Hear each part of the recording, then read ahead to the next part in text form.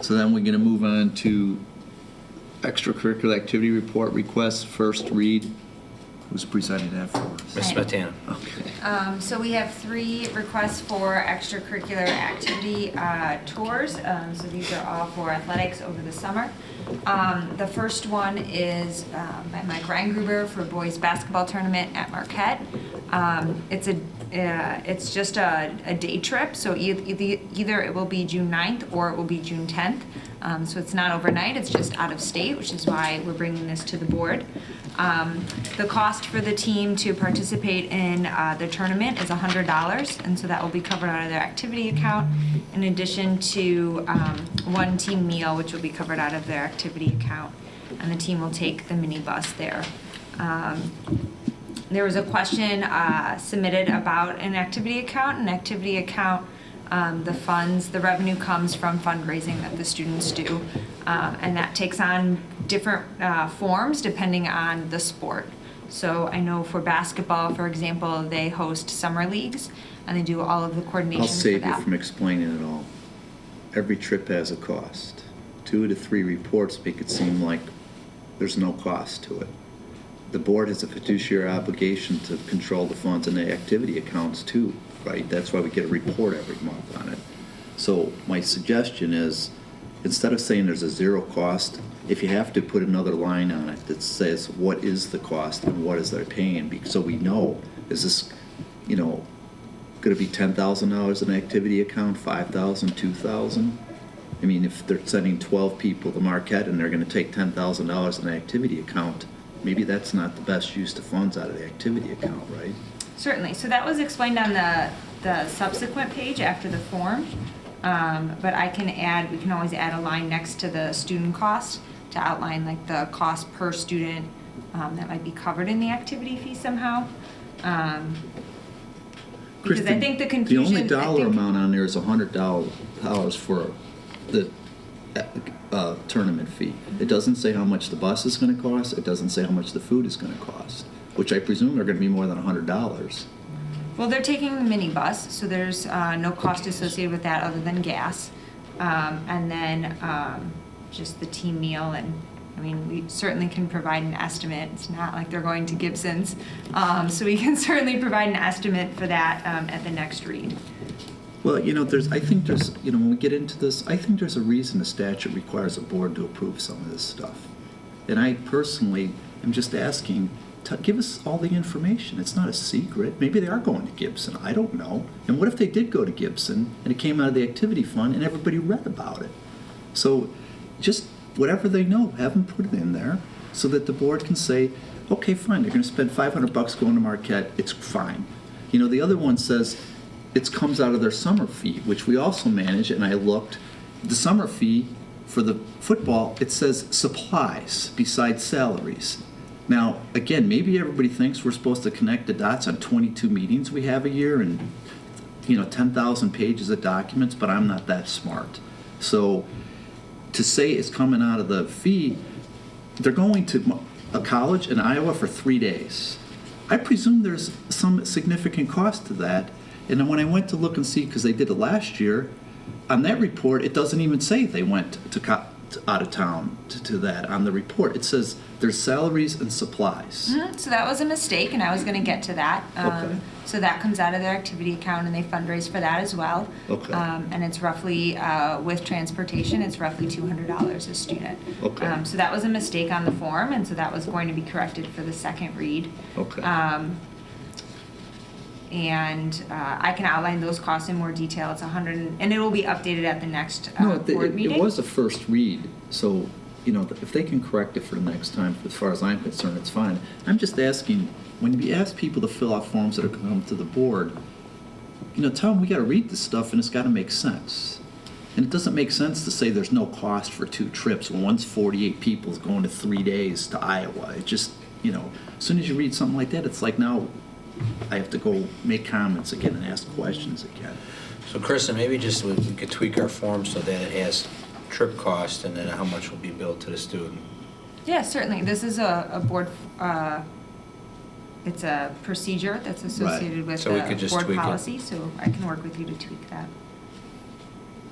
And then the third one was the Super CDA Cheer Camp in Utica, and this is the third year, I believe, that they'll be going to that as well.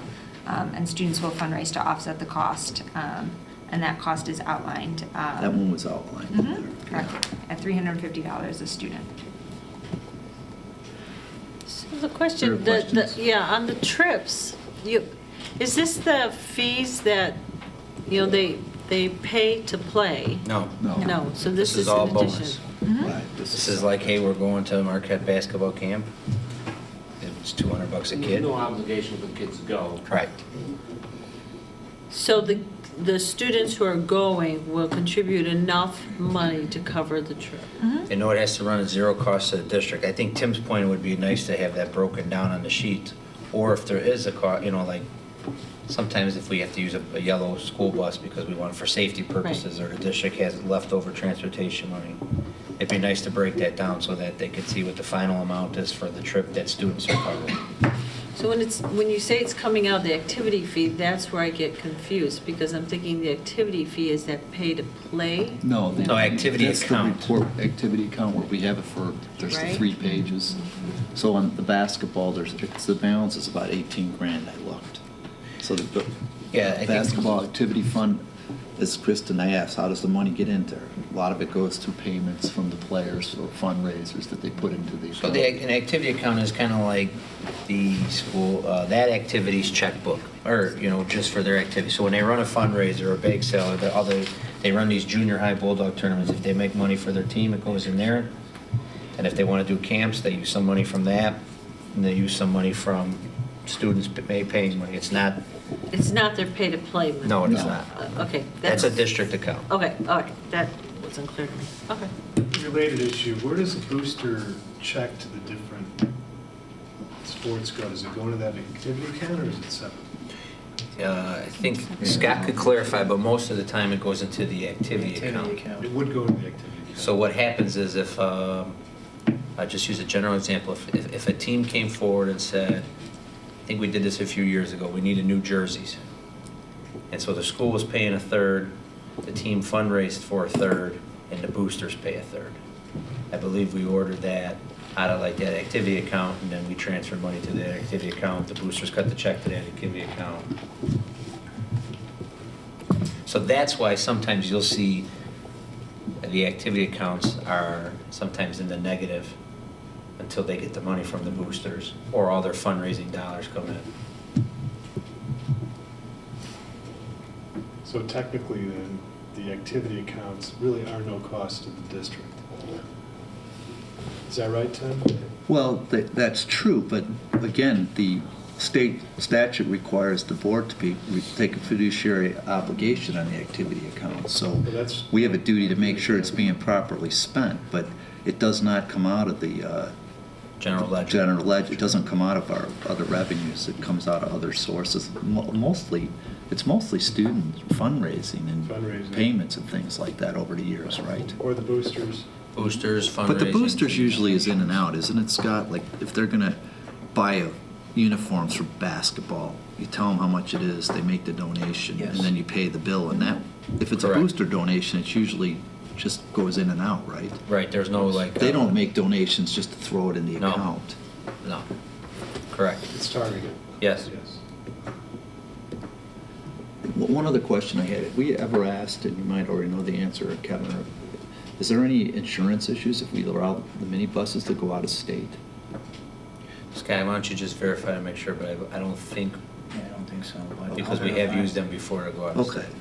I'm sure if we've done it before, I'm sure somebody asked before. So again, for Wes and Gina, were you on the board since we've approved these field trips? So the board has to I think approve a so. field trip if it's Yeah. going out of state or overnight, and that's why these ones are on here, okay? Mm-hmm. And this was a first read, so. you're gonna Correct, we have time. Revise them and then bring them up the next meeting, probably, Kristen. Yep. Okay. Any questions on that? Others? Now, the last time we had a packet of trips for regular classes. This is the first time we've had a packet of 3 trips for athletics, really. So we do it in as many as 3 waves. So we'll do one at the start of the school year for first semester, and usually the first half of second semester. And then if needed, we'll do one right in January for the second semester. And if we don't anticipate that, then we just hold off and do one for the summer. Any other We approved questions? some water polo. Oh, we did, Yes. okay. I Water did- I polo, thought we did one. Right. Simple Music reminders, is going if to it's New York anything, over spring break. They better come back Sunday, they got school Monday I now. guess, anything over 200 miles overnight or out of I state. forgot about 200 miles. So unless it's the actual state tournament series, that's the only thing that the policy does not require approval. Because then could happen within a week's notice. And Right. Anything else? Nope. I think we're going to move on to matters for closed session then, which they are personnel, student discipline, individual student matters, purchase or lease of real property, probable imminent or pending litigation, collective negotiations, and school safety. So I'll ask again, since we still only have one visitor, if you care to make any comments? Okay. So we had the discussion item, you really was requesting that to be on a future agenda, right, John? Yes. You don't want to talk about it today, do you? Okay. So really would have been, is there any other consideration items for future meetings besides John's? Okay. So, somebody want to read the resolution for closed session? It's on the agenda this time. Is that the one on the board? Yeah, it's here too. Okay. Be resolved that the Board of Education Township High School District 208, Cook County, Illinois, enters closed session for the purpose of considering appointment, employment, compensation, discipline, performance, or discipline of specific employees of the public body or legal counsel for the public body, student discipline, purchase or lease of real property, Mhm. probable, imminent, or pending litigation, collective negotiations, and school safety.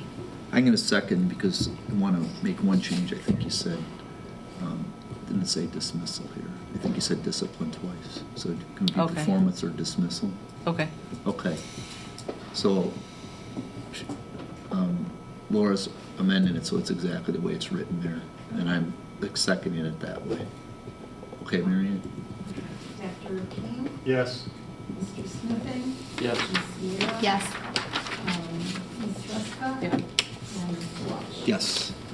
It's, how about